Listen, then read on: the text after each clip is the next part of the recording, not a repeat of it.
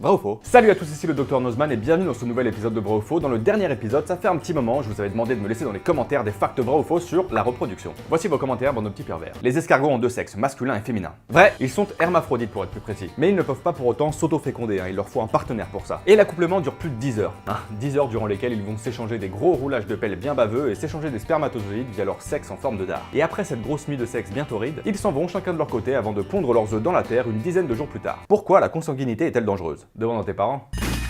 Non, plus sérieusement, déjà désolé, c'était une vanne. La consanguinité, c'est quoi? Il s'agit en fait du résultat de la reproduction de deux êtres, humains ou non, qui sont apparentés, c'est-à-dire qu'ils sont de la même famille. Plus le lien de parenté est étroit, plus le risque de consanguinité est élevé. Le premier problème en cas de consanguinité, ce sont les risques de maladies génétiques, comme la mucoviscidose par exemple, voire même des malformations comme le bec de lièvre, mais également un appauvrissement de la diversité génétique. La diversité génétique est l'un des moyens pour les populations d'organismes vivants de s'adapter à des environnements changeants. C'est donc bénéfique pour l'évolution des espèces de se reproduire avec des organismes aux propriétés génétiques les plus diverses possibles, et non pas similaires. Et ouais. Prenons la famille Habsbourg par exemple, qui fut à partir du XVe siècle l'une des familles royales les plus importantes d'Europe. Eh bien on pense que la branche espagnole de la famille s'est éteinte après 174 ans de règne précisément à cause de la consanguinité. En fait, le tout dernier roi de cette dynastie, Georges II, est mort à l'âge de 39 ans. D'après les textes de l'époque, Charles II n'a pas réussi à parler avant l'âge de 4 ans, n'a pas pu marcher avant 8 ans, et pendant les dernières années de sa vie, arrivait à peine à tenir debout et était victime d'hallucinations et de convulsions. Ouais, donc clairement il était pas au top quoi. Après sa mort, il a été remplacé par la dynastie française des Bourbons, qui règne encore sur le pays de nos jours. Conclusion, si tu veux que ta famille pèse dans le game pendant des siècles,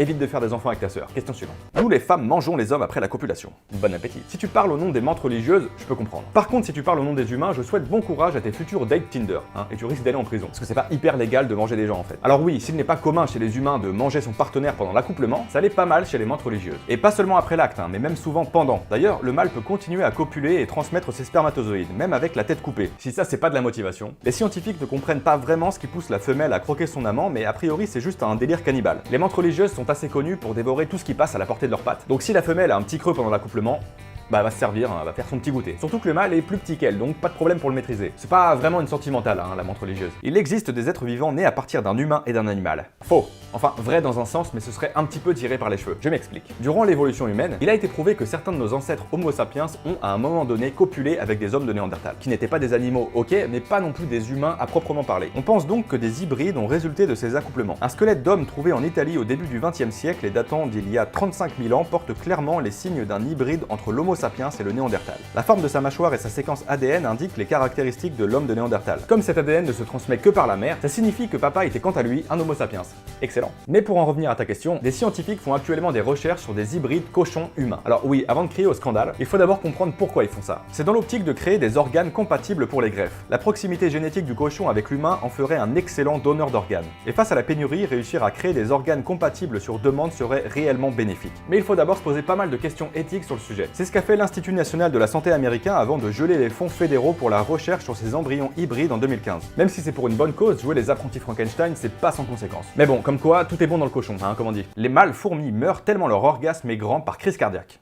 C'est vrai, mais attention, le pauvre mâle ne meurt pas simplement d'une crise cardiaque. Non, ce serait trop sympa. En fait, ses organes génitaux explosent, c'est bien mieux. Il faut savoir que dans une colonie de fourmis, les mâles n'ont aucun autre rôle que de féconder les jeunes reines. Ils sont en quelque sorte à usage unique.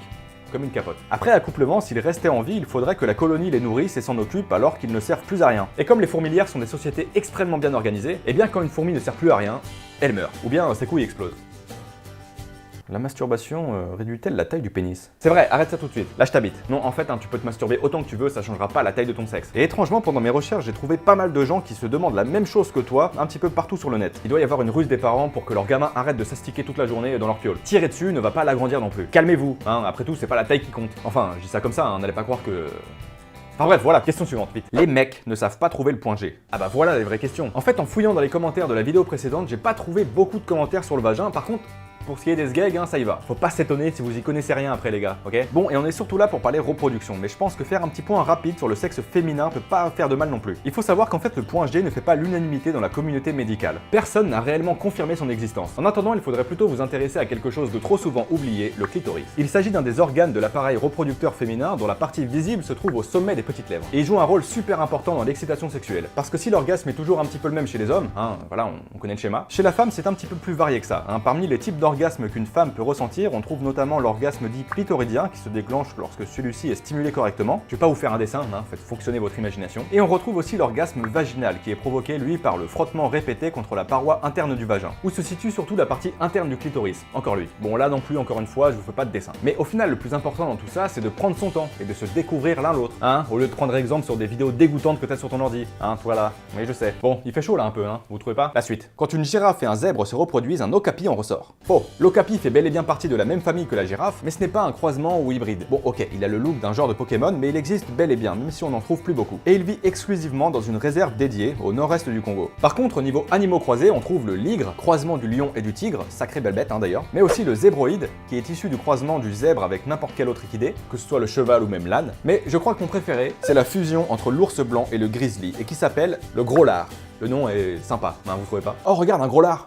Non, tu vois, ça fait bizarre. Même si certains de ces hybrides sont conçus de manière tout à fait naturelle, la plupart sont issus de croisements réalisés par les humains et sont en fait stériles. L'intervention humaine est donc nécessaire pour en recréer. Ce qui est sujet à pas mal de controverses, Encore un délire à la Frankenstein. Certaines plantes envoient leur sperme aux 4 vents pour féconder des plantes femelles. Mais du coup, quand on y pense, on se prend des cum shots pendant des heures tous les jours en été.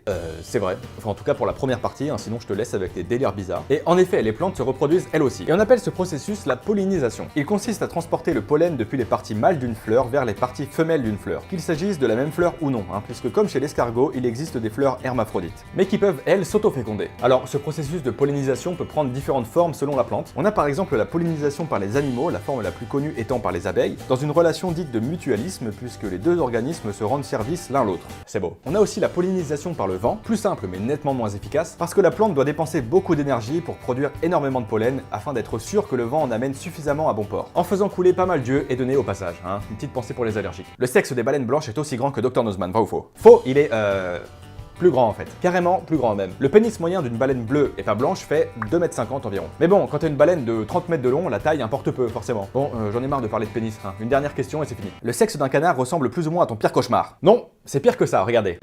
Merci à tous d'avoir suivi ce nouvel épisode de Vrai ou Faux. Merci à tous pour votre participation dans les commentaires. Vous avez bourriné comme d'habitude, c'est cool. N'oubliez pas de laisser vos facts vrais ou faux dans les commentaires pour le prochain épisode qui portera sur ce thème. L'alcool. Tu sais, genre... le cidre. Merci à tous, vous pouvez vous abonner en cliquant juste ici, lâcher un like si vous avez apprécié, et quant à moi, je vous dis à très bientôt, à la prochaine, car la science n'attend pas. Ciao!